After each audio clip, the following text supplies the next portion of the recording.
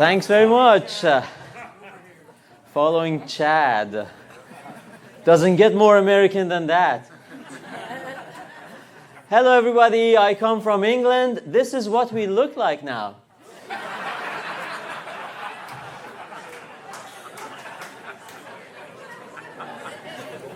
Just kidding, they're all brown. They're all brown. And not many Chads, not many. The most popular name, well, it rhymes with Chad, Mohammed. 5 consecutive years in a row, the most popular boy name in Britain. You know what the least popular name is? For 12 consecutive years, the least popular boy name in England, Gaylord.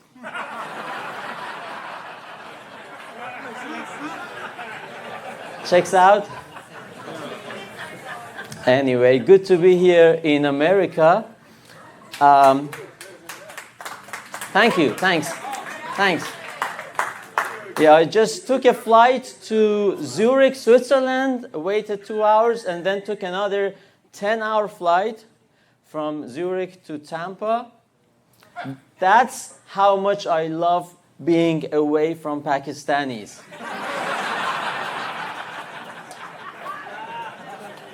And my wife.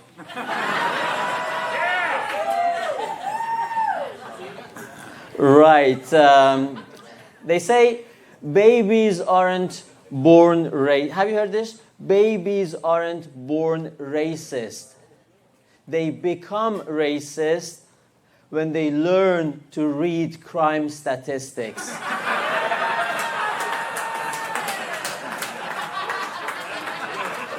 Right? Once you learn per capita, there's no going back. There's no going back. My comedy coach told me always start with your least controversial joke.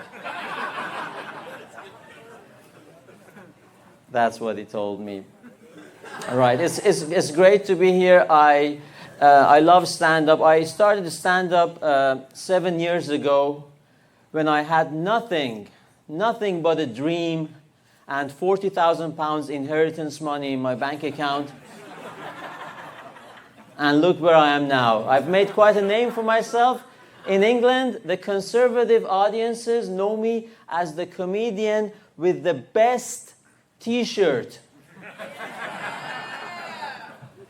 And the lefties know me as the comedian with the most Islamophobic T-shirt. They're both right. You can buy these on my merch shop on Etsy.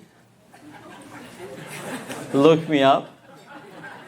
These are the 4 Italian maritime crusader states, right? And this is the Lion of St. Mark of Venice.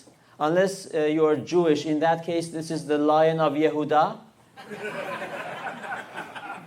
I think if I get any Jews to wear this, I'll get extra points from St. Peter. You know St. Peter? Any Catholics in? Good. It's great to represent British conservative comics in the US. The other 2 couldn't make it. In their defense, they are in prison. I did this as a joke in Boston. I was supporting Quinn, your headline act. I did this as a joke, but wouldn't you know it, last Monday, they arrested this comedian and comedy writer. His name is Graham Linehan. Some of you have heard this story. And I very, sympathize a lot because me and Graham are very similar. They arrested him for his transphobic tweets. And when it comes to dating, everybody has a red line. And for me and Graham, the red line is penis. We believe a woman should not have a penis. And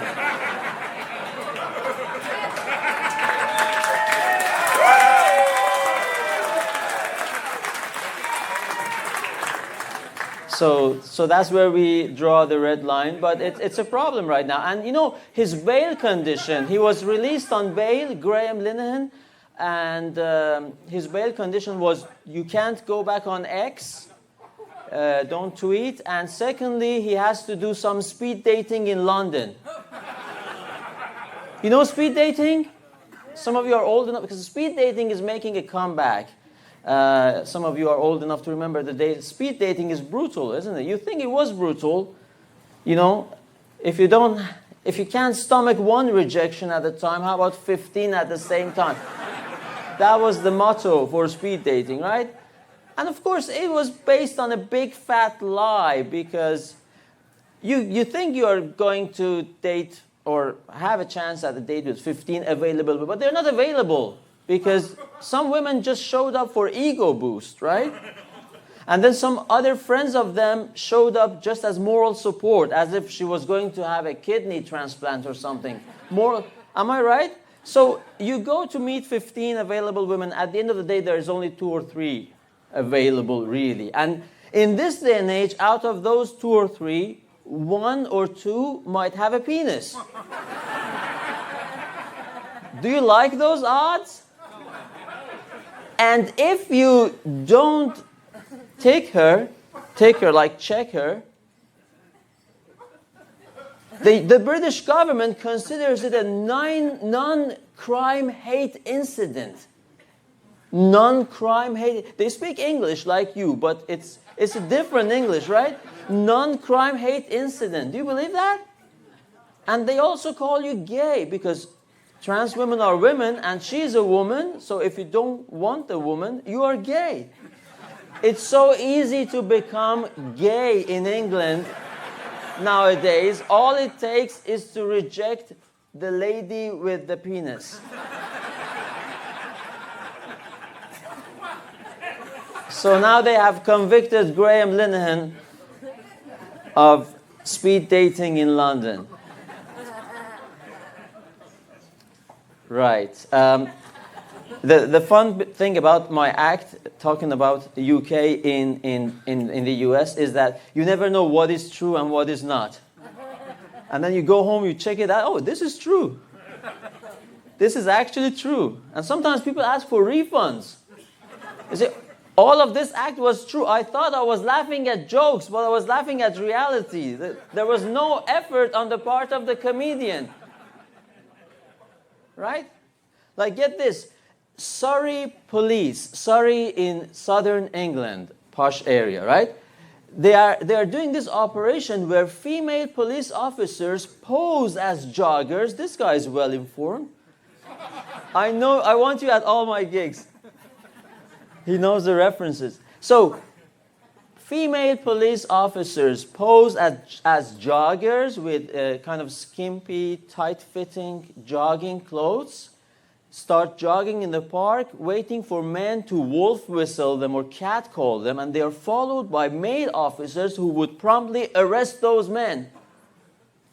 Would you believe that? And now feminists don't know how to feel about Operation Lycra. Because they feel that Surrey police is kind of discriminating in favor of female officers who have more pronounced camel toes.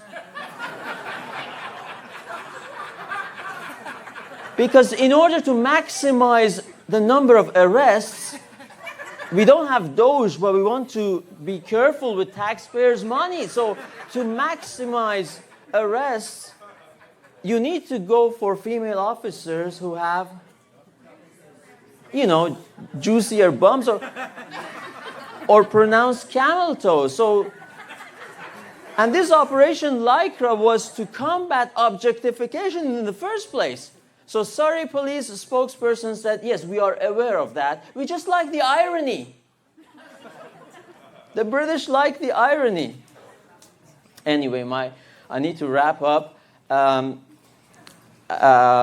It's really great to be here in Florida, home of my favorite governor.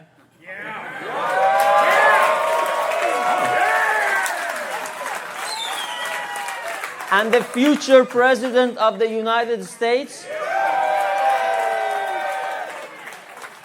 if something were to happen to J.D. Vance, I like J.D. Vance. Well, some people in the alt-right are a bit hard on J.D. Vance. They say, oh, he married an Indian woman. And I used to have some contempt for white guys who would marry non-white women. And I thought, these guys, what's their problem? Do they have a small penis? Or what's up with that? But then, through life experience, I learned that it is not the white guys who don't deserve white women. It is the white women who don't deserve happiness.